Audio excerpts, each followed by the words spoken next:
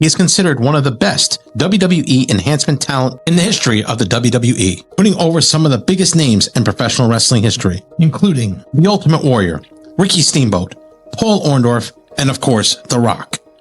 He is best known for his gimmick, the Brooklyn Brawler, managed by Bobby the Brain Heenan. Straight out of Jersey, welcomes the Brooklyn Brawler, Steve Lombardi.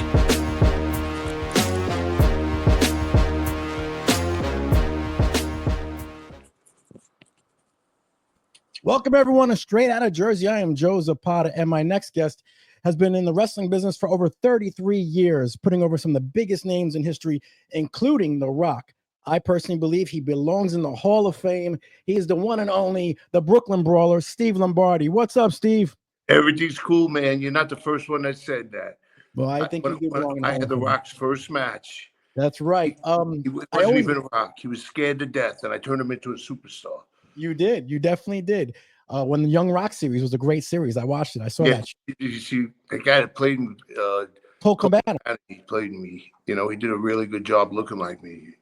Yeah, he did. The first thing I like to ask all the guys, all the legends is, how was your overall health? Taking a lot of those bumps.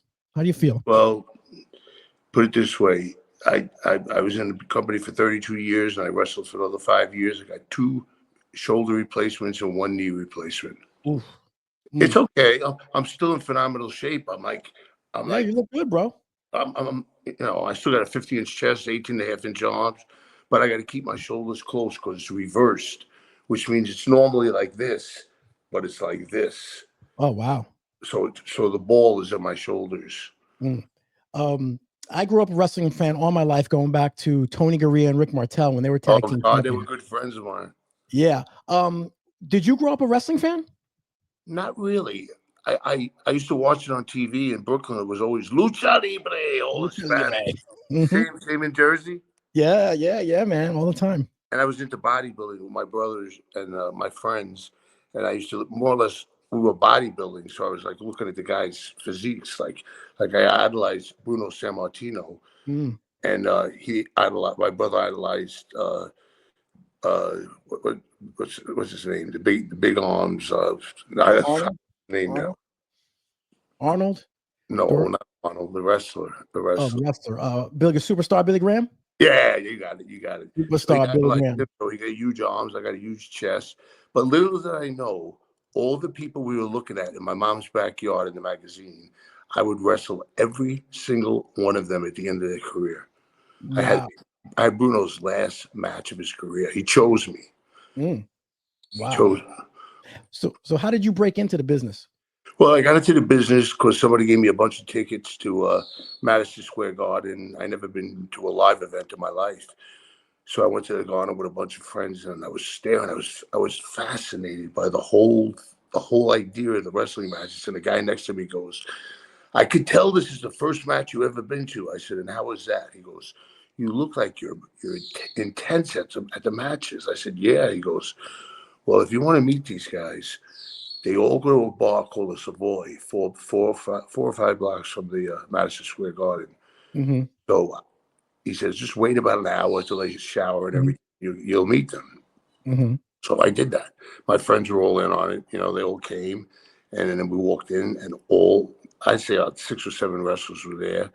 There was Fuji, Arnold Skolin, there was Jimmy Snuka, there was Bob Orton Jr. Everybody was there. But at first, when they met me, like I went up to Mr. Fuji and I said, "I love the wrestling matches." I said, I was fascinated. So he says, "Can you not see we were talking? You're interrupting our talking." And I said to myself, "Strike one." I went and sat at the bar, and then right next to me was Jimmy Snuka, who became a dear friend of me. I said, "Jimmy, you really amazed me. The way you jumped off the top rope and the way you moved in the ring was incredible. I think I had the bug and I want to be a wrestler." And he said, and I'll never forget the words he said to me. He said, "Brother," and I do imitations the way they talk, you know. "Brother, if you have it in your heart and you believe you can do it, you can do it. If you want to be a wrestler, you can be a wrestler." And I've always practiced that. Anything I want, if I believe in it, I can do it. Wow. Who trained you? Well, they told me to show up at one of the house shows, Mm-hmm. and they were kind of ribbing me. They put me in the ring with 5 different guys, Oof. and they made me run from guy to guy to guy to guy to slam me. And Fuji slam me, Morocco would slam me, Sugar would slam me. And I'm saying to myself, they're gonna kill me. Because believe it or not, a body slam hurts like hell, I'm sure. especially when you never had one before. Mm-hmm. So then they all left, and then Arnold Skolin and Carney. I don't know if you know Carney. Mm-hmm. Yes. Yeah, The way to speak. he told Mr. Saito, remember him? Yes, sure. Mr. Saito. He says, brother, go and tease each. He is him, Elias Essen. He came in the ring and he grabbed me, one arm locked and one arm loose, and belly to belly me so hard that I said, holy shit, I can't do this. And then I got out of the ring, and they told me, good work, kid. Good work, kid. You didn't quit. You didn't quit. And I just started hanging around. And then at first they gave me a deal. They said, if you they do TV in Allentown, Pennsylvania, and Reading, Pennsylvania, and they said, you come down, and if someone doesn't show up, we will pay your trans and your and pay you. But if everyone shows up, you don't get paid. I said, I'm all for it, Allentown, Pennsylvania, because we do 3 hours of television in three hours would be 3 weeks. Mm-hmm. So the people sitting in Allentown in the building would watch me come out 3 times and take the Iron Sheik's finish, Snooki Flash. In Allentown, they thought I was Superman. But when they aired it on TV, they realized, oh, he loses all the time. But what they don't realize, I wasn't losing. There is no losers and winners in wrestling. There is a winner and the star maker. Mm-hmm. The loser controls the match. He tells you exactly what to do. Throw me in for an elbow. Throw me in the corner. I'll move. I'm telling them what to do. And big names like Razor Ramon. Yeah. Certain old timers, they would want to do their own thing. But I was wrestling almost all the time, like a TV 3 times in one day. But then I started hanging around all the towns, and I became like a hang around. But after a while, they knew me. They were calling me Steve, and I said, "Oh shit, that's nice." They personalized it. So I would hang around, and if a guy didn't show up, they threw me into a house show. But I was green as grass. I remember they threw me in with S.G. Jones. Remember him? Special delivery. Yeah. And I was frozen, man. I was like, holy shit. He goes, loosen up, brother. Don't worry about it. Loosen up. But I got through it somehow. The match sucked. The match sucked, but I did it. Yeah. So you were always on TV. I was always on TV. Always on. As I was on TV over and over and over and over, I was getting better and better and better and better.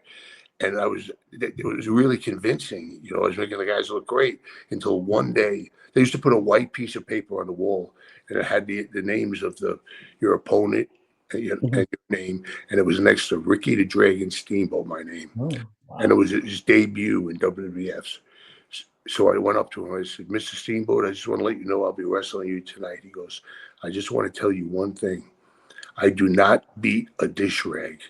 He says, we're going to have a competitive match, and I'm going to treat you like if you were a main eventer. And he did. Wow. I was doing things that, the other wrestlers weren't letting me do. You know what I mean? And like he'd leapfrog, he'd turn around, I'd clothesline him, and all kinds of shit. He made me look like $1 million. And then he finally beat me. Then I went in the back. I'll never forget. Tito Santana walks up to me. He goes, how did it feel? I said, how did it feel? It felt like I could always do this, but he's the only man that gave me the opportunity. And then after that, all the wrestlers started giving me the opportunity. Yeah, I know Tito, and a lot of the boys, Tito's from Jersey, they all said that they loved wrestling you. They said you were I made them great. I made them look great. Yeah. I don't think there's one wrestler that has a bad thing to say about me. I really don't. No. Now you were big, actually. Hulk Hogan in the 80s was over like $1 million. Yeah. You used to drive with him, right? Yeah. How I was drove he? for about a year or two. No, I think closer to two. And I actually met my wife with him Oh, because wow. she was renting the limousines in Detroit Airport. And I would do the paperwork, and he would stay like in the back because he couldn't be around. Crowds would just draw. Hmm. People don't realize he was the first big name that they could not go in public. That's why he asked Vince for me to be with him. Hmm. And then we kept going back to Detroit because we'd work in Joe Louis, we'd work in Colbo, we'd work in the Palace. So it was like monthly. So I'm getting to know my wife more and more and more and more. And then we finally rent a limousine, and Hogan goes, brother, I know you dig that girl. Why don't you take the limo tonight and take her out? I the limo driver, turn around. I talked to her, and I said, can I take you out tonight?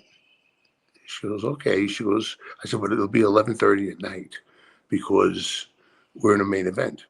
Because I would normally wrestle as Brooklyn Brawler first, then turn into Kim Chi and wrestle Kamala in the main event against Hogan. You know Hmm. what I mean? So, people didn't even know. People did not even know back then that the different characters were me. Did you ever know I was Doink the Clown? Yes, I did know you were Doink the Well, Clown. because you heard from other podcasts. Yes, I know. I know you were Doink the Clown. You But want to hear how I became Doink the Clown? sure, go ahead. Okay, I'm washing my car in the driveway. My wife calls me and she goes, Vince McMahon's on the phone. I said, what? She goes, yeah, he wants to talk to you. He goes, how you doing, pal? I said, Vince, anything you need? He goes, oh, I know I can count on you. I need you to fly from your house to Calgary and wrestle Brett for the WWF World Heavyweight Championship.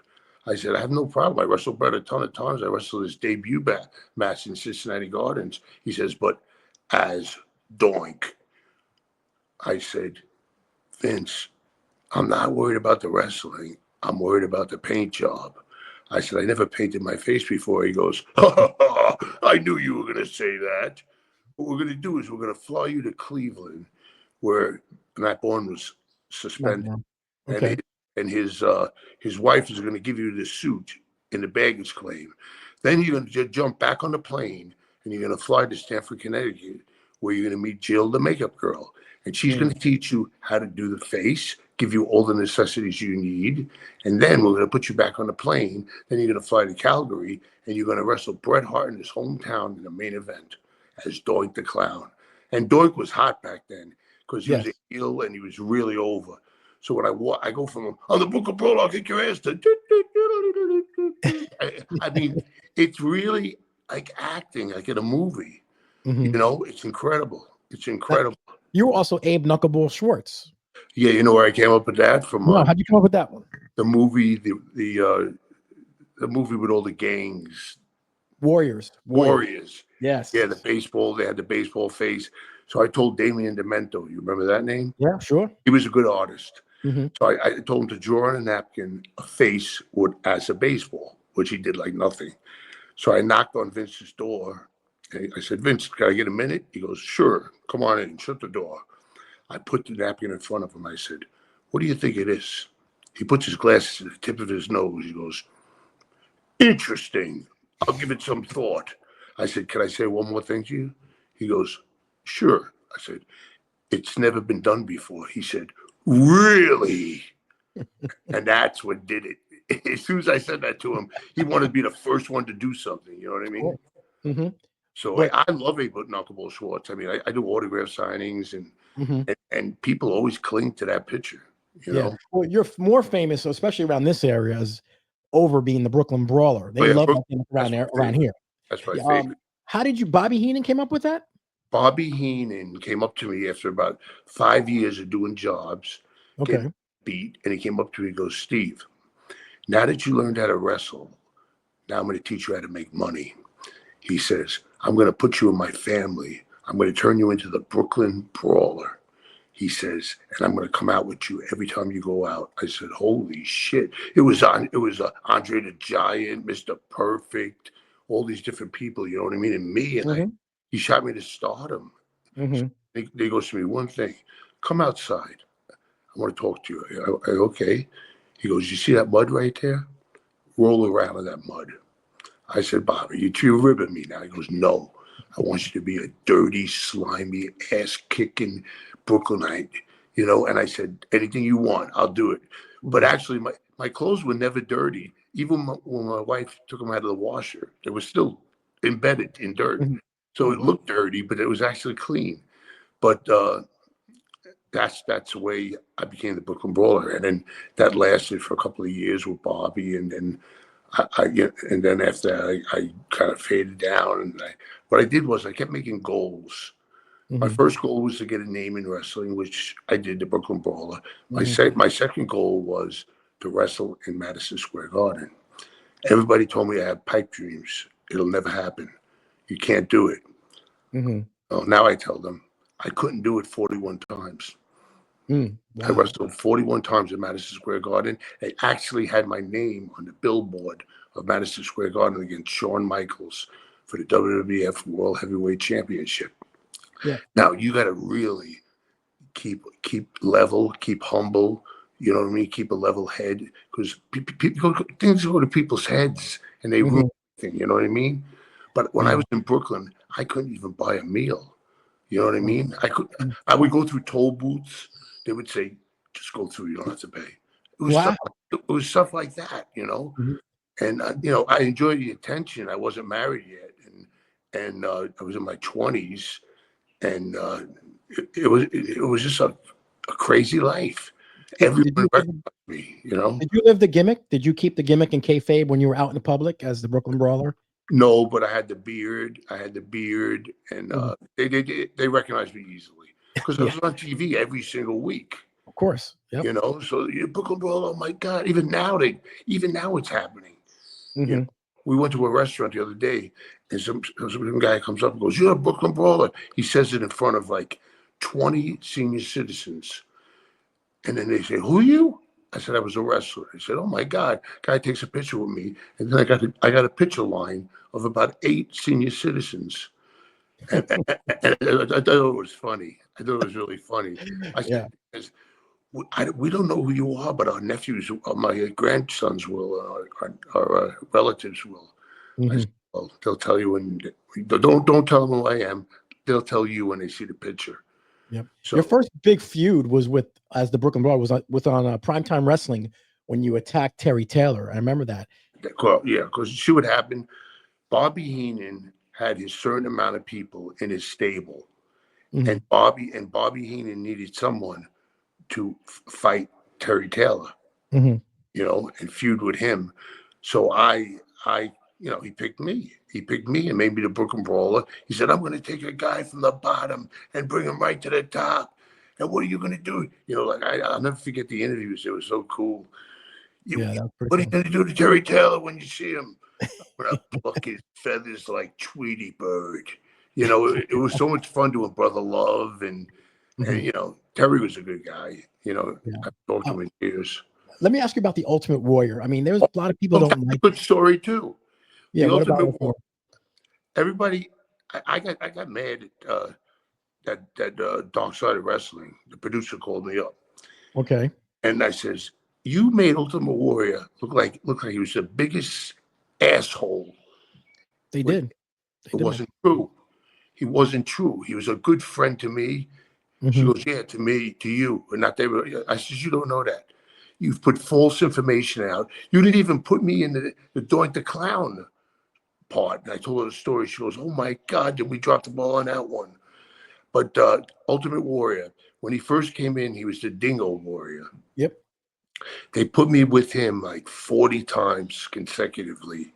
And then one time, the management takes me to the side. They said, we're going to test his attitude today.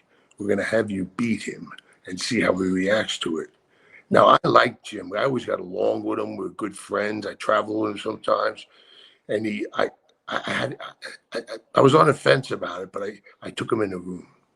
Okay. I said, Jim, they're going to test you today. They're going to say, we want the Brooklyn Brawler to beat you tonight. I would like you to say anything for business. Because if he would have said, Fuck no, I'm not doing it. That's bullshit. They wouldn't have did it. The minute I did that, they trusted him. Wow. I beat him. He sold for me, and then he became the Ultimate Warrior. And I'll never forget that. I'll never Wow. forget. And then I was in charge of the interview room in WWE. Did you know that? I did remember something like that. You were in charge of some stuff like that. Yeah, you see, after Bobby Heenan and all that kind of stuff, I was wrestling, but I was also doing backstage work, and they put me in charge. I had my own engineer. I had my own cameraman, my own sound man. I had people changing backgrounds and this and that, and I just all the people you see on TV now, before they even got in the ring, sat with me, and I talked to them and I interviewed them, and they they either had or they didn't. Tell me the life of your story, story of your life. If they cannot compel you with the story of their life, it's not what happened. It's just the way you say what happened. It's called inflection. Don't talk monotone. Do you understand that? Okay. It's like if The Rock said, "If you smell what The Rock is cooking," or if he says, "If you smell what The Rock is cooking," he put the inflection in it. Inflection is the way to do it. And I would go in, I would tape them. I would go into Vince's room. I would put my thumbs up or thumbs down. If I put my thumbs down, he would say, "Throw it in the trash." If I put my thumbs up, he would say, "Get him back in there and work with him some more." I remember Roman Reigns, when he first came in, he had to sit down with me and talk with me, and I had to give him the grill, Okay. Sasha Banks and Big E, everybody. Did you work with Stone Cold at all? Well, obviously, Only in vignettes. only in vignettes. I remember he hit you with the something. Remember when he was accusing me of seeing the guy who hit him with the car, and I flipped over the table with the coffee, and you're drinking coffee or something. I thought it was coffee. I said that on Chris Van Lett's. Yes, but it was water. It was water. Okay. And it took 3 takes.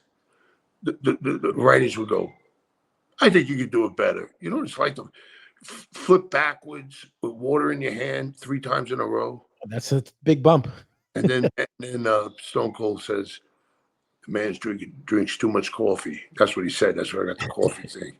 But yeah, he was a great guy. I mean, how could you not like a guy that's beating up his boss? Of course. You know what I mean? Of course. Plus, he was a good guy, good-hearted guy. I mean, just a down-to-earth person, and he just knew how to get the crowd. I mean, he was a ass-kicking. He just had it, man. He did it all with a bad knee too. Yeah. I want to talk about The Rock, who that's one of the biggest names in wrestling, and you actually had his first match and got him going. Great episode of The Young Rock, which I watch all the time. Right. Steve Lombardi was played on the Brooklyn Brawler by Colt Cabana. How was The Rock working with him and getting him to where he is today? Well, this is how it was. I walked in. He walked into the ring. They all booed him. He said, "Get out of here. We don't want to see you. We don't care about you.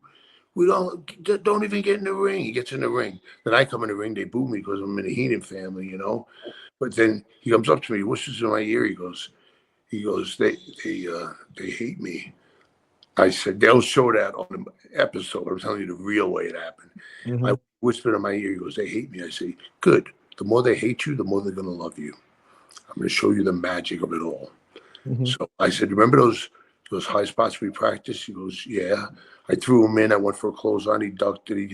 I went for a backdrop. He leapfrogged me. Then he drop kicked me, and they booed even louder. He came up to me and he says, "It didn't work." I said, "That wasn't it." That's what I told him. I mean, actually whispering to each other. People can't see us talking. They kind of aired it like differently on the show. But I actually did Colt Cabana's podcast, and he told me, tell me what was similar and what wasn't similar. First of all, he beat me with a small package. They showed him beating me with a sunset flip. But I said to him, first I beat him up a little bit, then I took him to the ropes, and I said, "Listen, start beating me up, and I'm gonna fly for you. Like you're in the business for 20 years. Just give me every bump you can. Drop my neck on the top rope, slam me, choke me, kick me, punch me, do everything you can to me. I says, and then all of a sudden I stopped him. I kicked him in the stomach. I went for it. This is what really happened. I went for a slam. He small packaged me. 1, 2, 3, and the whole place, 15,000 people, Corpus Christi, Texas, was screaming, "We love Dwayne. We love Dwayne." Wow. And he only had $7 in the bank. That's all he had in the bank. He sent me a giant picture the size of a 46-inch TV set. It's got a picture of him hip tossing me, and it's at $7 in the glass, and a gold plate on the bottom. It says, "Steve, I had $7 to my name when I had this match with you. I can never thank you enough." To me, that was so humbling, and it's actually hanging in my house. But I never thought he'd go that far. I told him, if you believe in something and you believe in it with all your heart, it'll resonate into confidence and passion. And confidence and passion is magical. It can't be seen, but it can be felt by everyone. Now, you also, with his father, didn't you have his father's first match? In WWF, he was a wrestler already, but Yeah. He mentioned that too in the Yeah. series. How was his father compared to him, Dwayne? And His father was more of like a boxer, with his feet, showing his feet and boxing. His father was a different style. He was over, but I never thought his son would get as far as he did. But I tell you what, he took that believing in yourself. And I just read in Forbes magazine, he's officially a billionaire now. Oh yeah, definitely. He bought a football team. I mean, he made tons of money as The Rock, and he was a talking machine. I mean, that guy was insane. Yeah. And he came from poverty. Did you know that? Yeah, I knew he wasn't. They didn't do too well. He used to steal candy bars. He's funny. He just went to the store where he stole all the candy bars, and he gave the lady $100 bill, and he says, "Anyone that buys that same candy bar, give it to him for free." You know what I mean? It's just something he felt he wanted to do. And then my friend Bruno, Harvey Whippleman, yeah, downtown Bruno. When he got kicked out of his house, his whole family, they went in separate ways, and Bruno took him in. He says, "Rock," he wasn't Rock. He said, "Dwayne, you want to come and live with me?" He goes, "Yeah, it was a ship play. It was a trailer, you know what I mean, like a double wide trailer." And Rock never forgot that. He did forget it for many years, and Bruno was really like mad about it. But then that's when he ribbed him, and he said, "We need you to come down to Atlanta." And because Bruno's in there like 15 times, and so I was only in there once, but a truck, F-150 pulls behind him. He goes, "You just blew the fucking tank." Rock gets out. He says, "You bought me my first car, and I'm buying you your last car." Wow. And the first car he bought was from a crackhead. Yes, I saw that. Yes. And he was 16 years old. His father wanted to kill him. They were driving off. They heard a noise. There was a crackhead in the back seat. I heard that. Yes. Yeah, sleeping. Yeah. He says, "Don't say it, don't say it." Then he says everything. I love when he went on Jimmy Kimmel, and Jimmy Kimmel said, "Who'd you have your first match with?" He goes, "Brooklyn Brawler." And then Jimmy goes, "How is Brawler? You still talk to him? You still?" The whole show started coming around me. He had to do everything he can to get the subject off of me. Because Kimmel kept talking about me. But any good Andre the Giant stories? Were you friends with Andre? I was good friends with Andre. Andre was a funny kind of guy. He either liked you or he hated you. Really? And he liked me. And what he used to do was he always flew first class. Excuse me. And then he would go up to his overhead. Okay. If there was any bags in the overhead, he would take them out and leave them in the middle of the aisle, put his bags in, close it, and sit down. And the flight attendant would come over and say, "Sir, sir." He would look straight ahead. He would not even acknowledge her. He did that. But the funniest story is I called my mother up on one of those big giant phones that they used to have, Andre had. Mhm. I said, I'm going to bring a wrestler to the house. She goes, who? I go, oh, somebody you wouldn't even know. She's in the second floor window. She's looking out. She sees me get out of the driver's side. I said, are you ready? And then the door opens. It's Andre the Giant. All you heard was, oh, my God. He goes, Buena Vista. He was so nice to her. Oh, really? Yeah, he was really a nice guy. But if he didn't like you, forget it. Wow. What about Mr. Perfect, Kurt Hennig? Was he pretty cool? Mr. Perfect was a very big ribber. Oh, really? Did he rib you? Did he rib me? Tell me if you call this a rib. I go to the ring. I'm wrestling in my home, right, like 50 miles from my house. I come back, and I don't think nothing. So I kind of way easy. I get dressed. I stop at a McDonald's. I feel something in my pocket. I pull out a dead mouse. I look in my pockets. There's dead mice in every pocket. When I brought my bag home, we opened it up. He filled my bag with dead mice. I mean, I was, I said to myself, what does he do? Buying live mice and killing them? I don't know how he's doing this, but that was a pretty heavy rib. That's pretty big. What about Fuji? Was he just as bad? Fuji, if he didn't like you, like one wrestler he didn't like, I forget the guy's name, he sprayed his windshield black. He would put toothpicks in the keyholes because we didn't have all those beep beep and all that stuff, Yeah. And Fuji could be in a restaurant, and if he had to go to the bathroom, he'd piss right under the table. I mean, he's dead now, but he was. Everybody knows this. Mm-hmm. But I wrestled him a bunch of times. He was good to me. That's a funny thing. I can't find one wrestler that don't like me.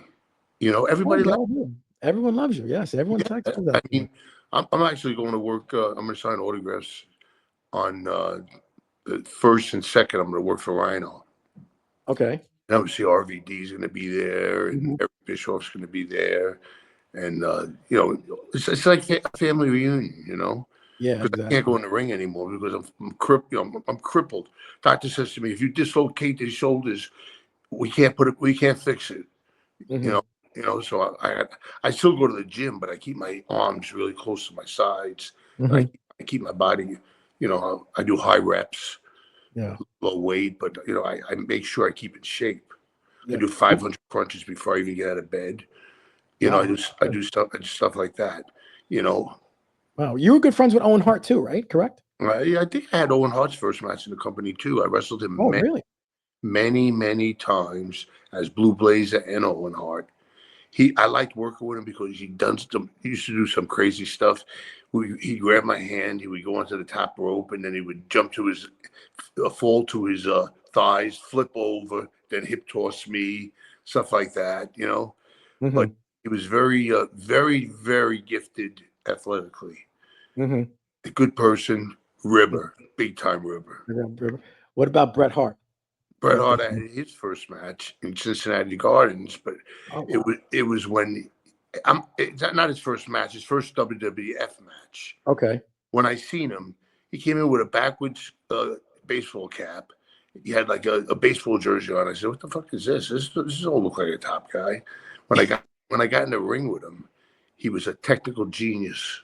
I mean, the way he did things, it was so smooth, and he shouldn't be this good this early, And he evolved. But at that time, Vince only likes the giants, like Andre the Giant, Hulk Hogan. The big guys. I think Bret Hart broke the mold, because Vince decided to give him, the belt, and Randy Savage, he helped out with that too. I wrestled him a bunch of times. And what people don't understand is he really spoke that way. Oh yeah, let me tell you something, brother. I'll tell you a story right now. Really? He spoke like that all the time? Yeah, that's his natural voice. Oh my goodness. It was his natural voice. And when he came out of the ring, he said to me, "Good job, brother. One thing I can't call you is lazy." Stuff like that he would say to me. So I really like being booked against. Oh, and I loved wrestling. Coco Beware. Oh my God, we used to have the best high spots where we go like for like 10 minutes, like throw you in, duck the clothes on, you leapfrog me, I leave hug you.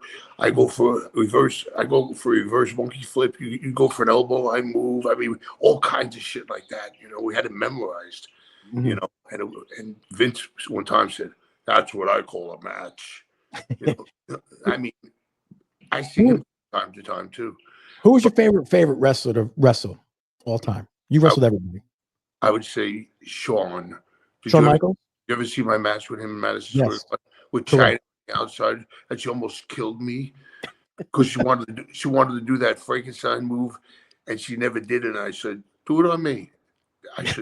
I swear to God, if my my chin was not tucked in, I would have been paralyzed. Oof. Did you see how I landed? I remember. I haven't seen the match in a while, but I remember it was a good match. But Shawn made me look like $1 million. Mhm. I mean, he threw me in. He leapfrogged me. Went for another leapfrog. I stopped. I punched him. I nailed him. Hunter went to the apron. I turned around. I nailed him. I mean, they were selling for me. They both teamed up on underside of the ring together. I took their two heads. I slammed them together. They were really doing me right. I think that people thought there was going to be another screw job because that was right after the Montreal screw job. Wow. Which, because I was originally supposed to wrestle Brett. Let me tell you how that happened. We were in a battle royal in Square Garden. Okay. And Ken Shamrock was supposed to win. Okay. And Shamrock had a match earlier, and he injured the sternum in his chest. Like he just injured himself. So everybody walked into Vince's room, and I was one of them. And they says, Ken can't be in a battle royal. He's hurt. He just can't do it. And then Mitch put his glasses to the tip of his nose. He looked up. He said, "Put the Brawler over. He's local," forgetting that he advertised the winner of the Battle Royal gets the world champion in the next Garden show. And that was Brett. Brett. Yeah, Brett Hitman. Yeah. And Brett was all for it, And then when they did that screw job, I went to Shawn, and I said, "Oh, I just lost my whole opportunity." But it didn't turn out that way. I was sitting at the bar with Arnold Skoll, and Arnold goes, "Hey, Shawn, you know who your next opponent is in Madison Square Garden?" He goes, "Who?" I said, "The guy right next to me, Brooklyn Brawler." I said, "Thank you for killing it, Arnold." He goes, Shawn goes, "Oh my God, I love it." He goes, "Can you super kick? Can you leapfrog? Can you do this? He was so into it. Wow. He wanted to do it so bad. Because they always say you can wrestle with a broomstick. And he made me look like he did all his good moves. Throw him to the corner. He crotches himself on the top rope. You rock the rope. He comes off. When he comes off, you clothesline him. I mean, you see, you got to, his. Yeah, I saw your match actually the other day against Jake the Snake Roberts when he put the snake all over you and everything. Did you like wrestling Jake? Yeah, Jake was good. I wasn't afraid of snakes. Oh, you weren't? Okay, I would have been. But I one time he was wrestling Randy Savage, and he had him tied in the top rope and second rope when your arms get tied up. Yes. And he threw the Cobra. It was a cobra, but the venom was taken out of it, and he wouldn't go in the ring unless Jake had the snake bite him first. Yeah. And Jake goes, "I'm not gonna have the snake bite me." He goes, "Fuck it." He kicked the snake bit him, and he waited about a half hour, and Randy goes, "Well, you didn't die, so I'll do it." So he threw the snake on Randy, and the snake bit his arm, and they couldn't get the snake off his arm. His teeth were deep dug in that if there was venom, Savage would have died.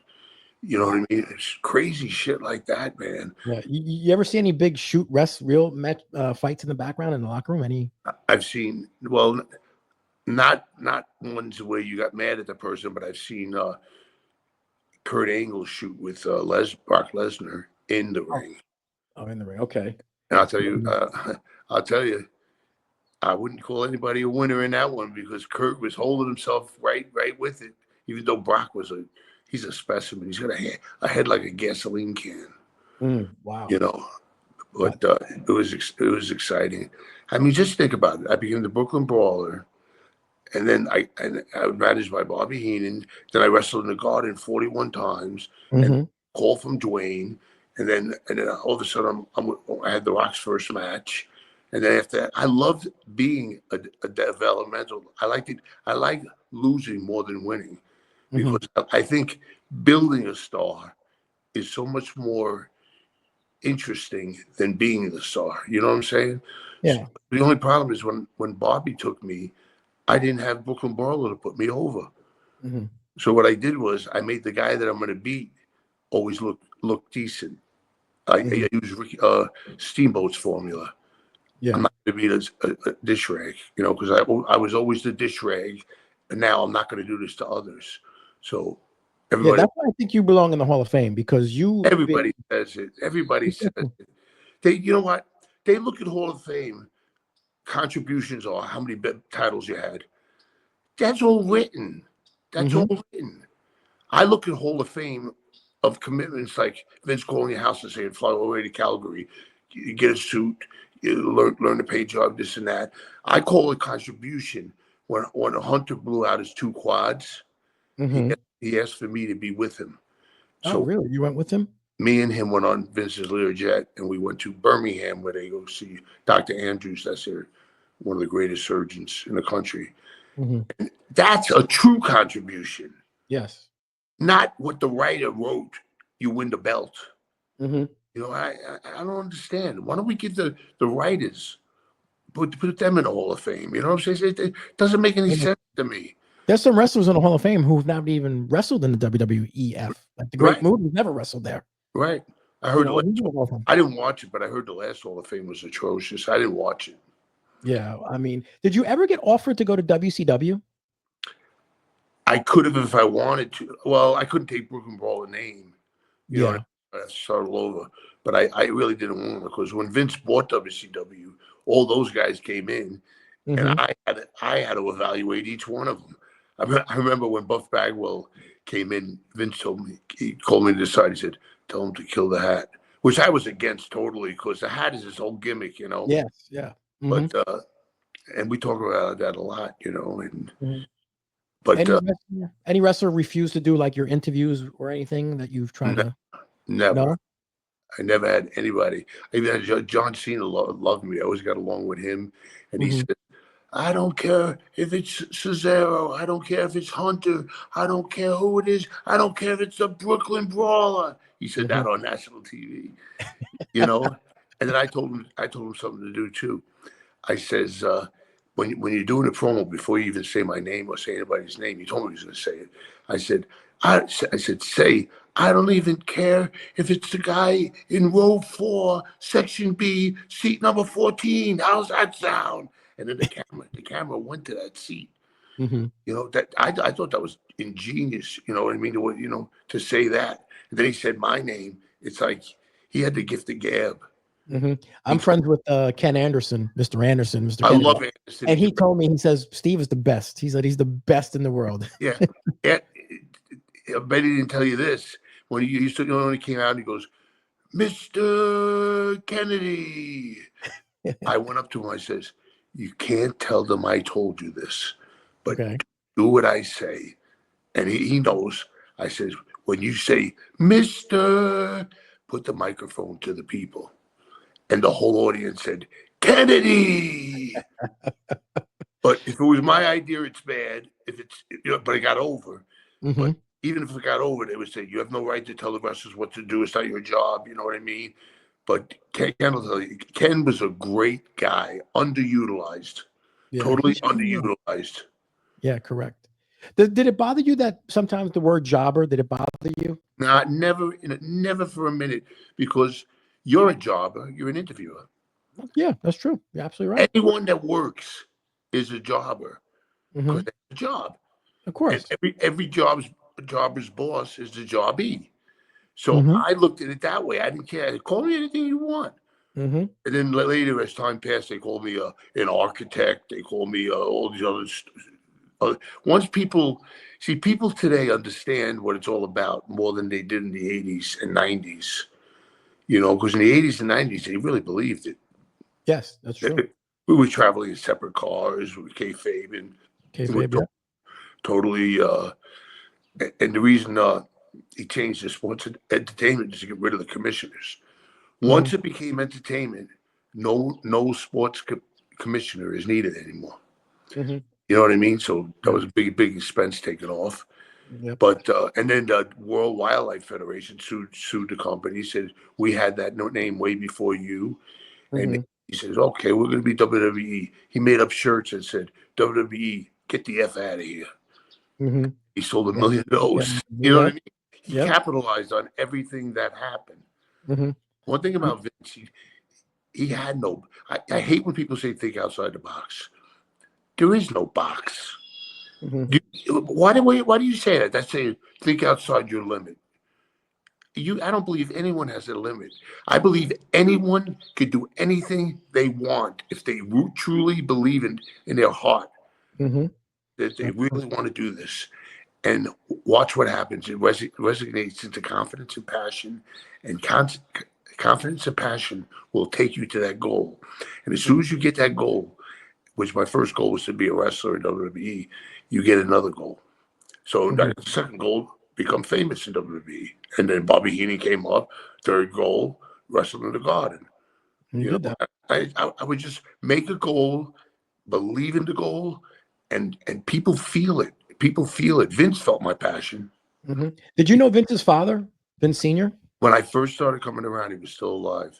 He was still alive, yeah. He used to have like 10 quarters in his hand, and he used to like make them fall, pick them up and drop them in the other hand.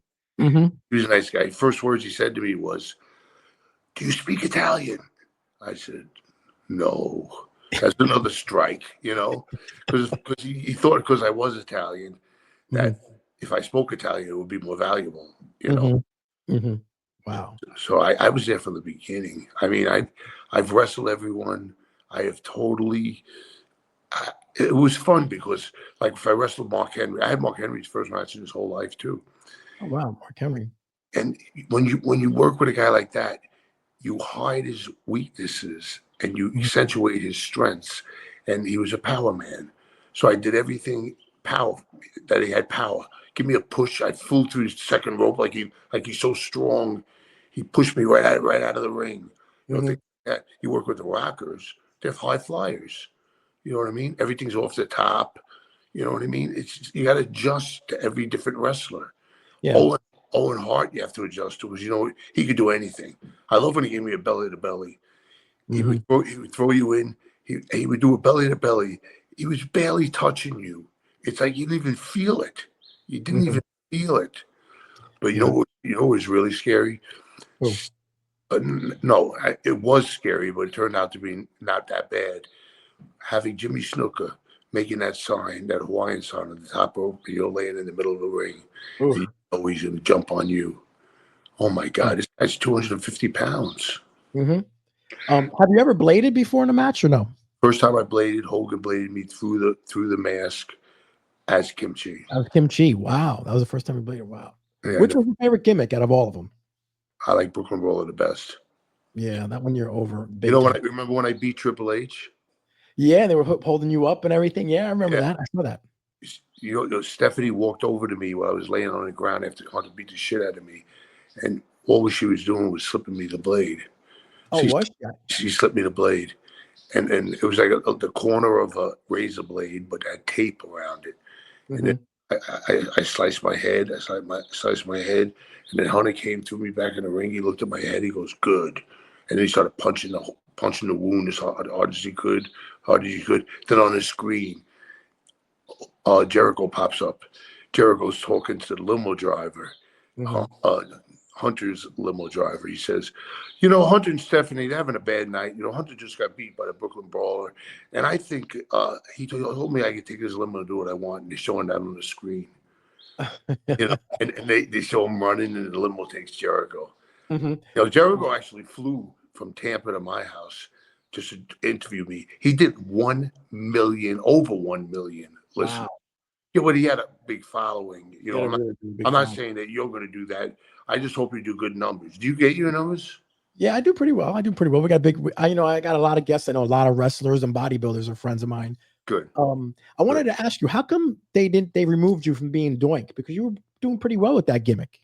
it's almost like it's almost like they screwed me a little bit. What happened was they sent me to Memphis. I worked in Memphis 2 weeks as Doink against Brian Christopher. Then they sent me to England, and I worked against 1-2-3 Kid all over England. I did Doink but Bam Bam Bigelow had a friend, and Bam Bam was over at the time, and he told Vince, "I think my friend would make a good Doink." And Vince went with the top guy. You know what I mean? So when I went back to Memphis, I was working at Memphis. Lawler and Jeff Jarrett go, "Hey, they got a new Doink in WWF." I go, "What?" Because I thought I was going to come back and they would let me stay like that. You know what I mean? But the funny part about it is the one they chose to be Doink, Ray Apollo. Ray Apollo, right? Yeah, they sent him to Memphis, and then he's wrestling Brian Christopher, and then Brian Christopher thought it was me. And so he locked up. He goes, "What the fuck?" He goes, I feel the smoothness of you, and I feel this fucking crowbar lock up, and like he couldn't do the things that we did. So it's politics. Yeah. Do you used to watch wrestling at all today or no? Very rarely. Very rarely. Yeah. I watch a little AEW. I feel like there's no characters. You know, I enjoyed the characters. Like when I was there, everybody had a character. There's also in the 80s, you always had to build up a wrestler with the enhancement talent, like you built up already. Now they don't have that. That's a big problem too. When they had the wars, the Monday Night Raw wars, they were putting like main events on and all this and that. And then when Vince bought WCW, I think he forgot that the war is over. He should have went back to the enhancement way, because if a guy beats the enhancement guy, let the guy that beat the other enhancement guy wrestle each other. Correct. You know what I'm saying? But now they see main events in every match. So they mean less. Yeah, because every Saturday morning, I would see you on Wrestling Superstars putting over the Warlord or Jake Roberts, or building that character. Yeah. But actually, we're friends, and we're actually talking in the ring. It was. I tell you, I would never change anything. I would do exactly the same if I had to do it over again. If they said for the Hall of Fame, if they said, Steve, you want to put it, would you take it? Absolutely. I wouldn't refuse it. I wouldn't refuse it, but I feel I'm being blocked. Yeah. I don't know. I believe you should definitely be there, especially everybody does. Everybody. Look who they put in. They put Triple H in. Then they put Undertaker's wife. They put in. I mean, they're running out of people. Yes, exactly. I just hope they don't put me in when I die. You know what I mean? No, yeah, exactly. I mean, nothing against Coco Beware, but he didn't win a title. Career wasn't. I know. Discussion. He politically did something. I don't know what he did. But yeah, we talked about that. I didn't even know he was in the Hall of Fame. Yeah, he's in the Hall of Fame. Coco's in the Hall of Fame. He would be in the same boat. But Coco was a hell of a worker in his day. But now he gained a lot of weight now. Yeah, exactly. And any wrestlers you're going to be doing autograph signing soon? Where are you going to be? You said. I'm going to be in. It's going to actually be in Michigan somewhere. What's the name of the town? Monroe, I think. Monroe. I think that's the name of it. I don't know. I got to call up right now. Wow. But what about the gimmick battle royal? You did that recently. Back in the day. How was that? Did you enjoy doing the gimmick battle royal? No, I was a little pissed. I wanted to do it as Doink, but they told me to do it as Kimchi. Yeah.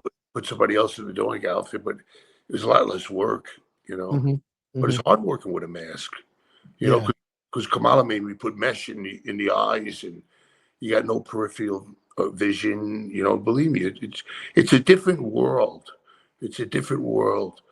Try flying all the way to Japan all by yourself, and put their name on a card. They don't even speak English. They were 6 o'clock. And so I'd be there at 6 o'clock. The dressing rooms are on opposite sides of the building, so you don't know your opponent at all. Oh, wow. So I come out. It's a whole different audience. I come out. Not a great reaction, not a bad reaction. No, they're different. Mhm. Like when you kick out, they go ooh. Mhm. So here comes my opponent from the other side, a 400-pound sumo wrestler. Everybody thought, oh boy, he's gonna get his ass kicked. You know what I said to myself? If he tries anything, he picked the wrong fucking guy. And he comes in, he starts suplexing me, and in a way where like I could throw you around like a rag doll. And right to my head, you ever hear of a receipt? Yes, that's when you hit him back. You're hard.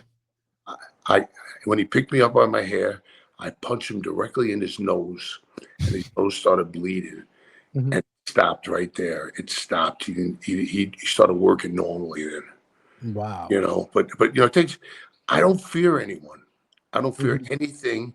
Fear and worry has never changed the outcome of any situation.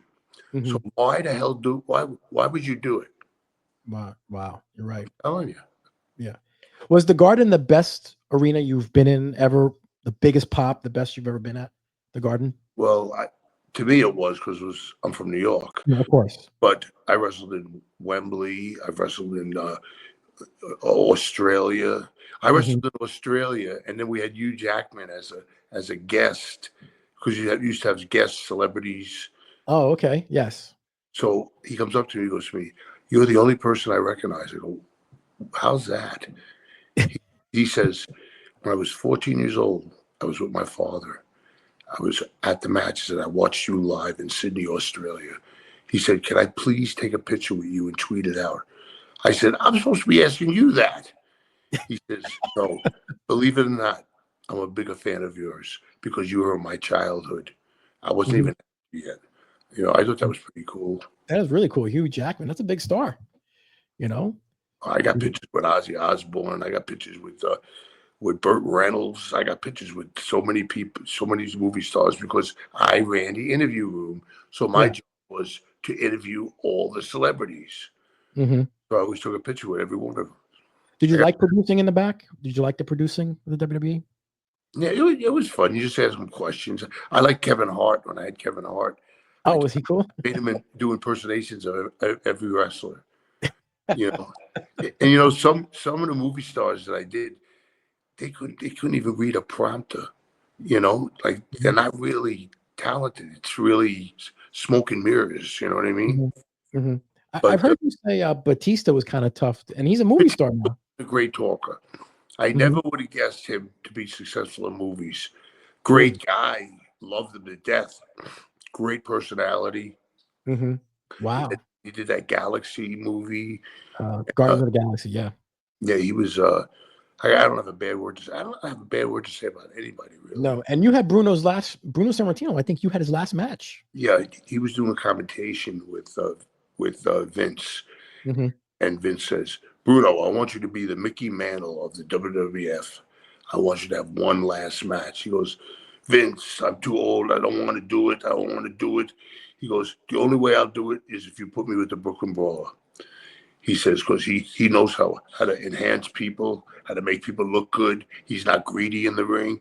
So it was actually a tag. It was his son and him against me and Mr. X, Oh who was, wow. who was Danny Davis. And I always seen him at autograph signings. He used to say, "The man who had my last match." I was so proud. It was amazing because I used to look at him in magazines when I was a kid. Mhm. I mean, he was champ for like 15 years. Yeah, long time. Any wrestler that was really stiff with you that you had a problem working with? Hmm. If I say the name now and he's on an autograph signing, Brett was kind of stiff. Like when Brett kicked you in the stomach, he really kicked you Oh, okay. because in Calgary they work more snug. Mhm. But they don't hurt you. But Yeah. yeah, there are some that are stiffer than others, but they don't not to hurt you. Mhm. Yeah. I heard Greg Valentine was pretty stiff. Yeah, Greg the Greg Hammer. was like the chops to the chest and all that. Yeah. Shit. I wrestled him probably 100 times. Mhm. Wow. Well, Steve, thank you so much. We've already done an hour. I want to be respectful for your time, but let's No, do this again. You've been I mean, if you have awesome. anything else to ask me, I'd be happy to answer it. No, I got to actually do a couple things, but let's try and meet up again. We'll do something again, and you should do more because you got a ton of stories that are awesome. Awesome. We got to do a part two. Sounds good. Sounds good. Steve, thank you so much for your time. You're the best. You're going to be in the Hall of Fame eventually. I want to make sure I of that. hope so, Joe. From your lips to God's ears, you know. Yeah, because you are the best. You're one of the best around, Steve. Thank you so much. I'll touch base with you soon. Thank you very much. You got it, brother. Take care. All right. Thanks for watching the Zapata Brand Podcast. Please subscribe to the podcast and listen where all podcasts are available.